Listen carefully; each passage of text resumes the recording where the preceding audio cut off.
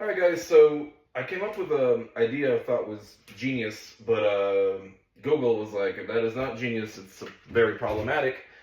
But I couldn't really see the problem. And what my idea was is, what if I mounted a tile cutting blade on a miter saw? So that's what I did.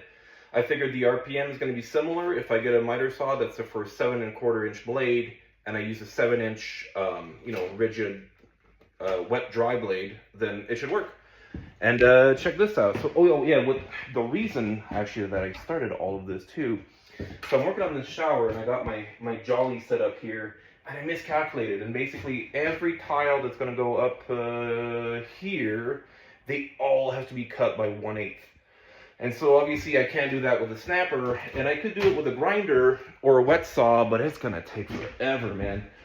So when I was looking it up, basically the reason that people say that you can't use it on a miter saw is multiple fold. The main one just being that it produces a lot of heat, and so you need water, and the miter saw isn't set for water. But they have dry blades, so that's what I'm using here.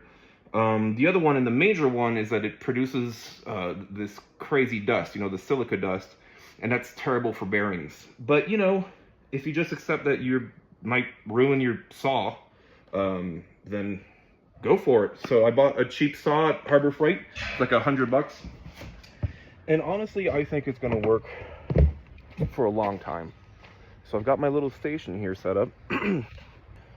All right, so I'm just gonna take this little scrap here, and I'm gonna cut this in half.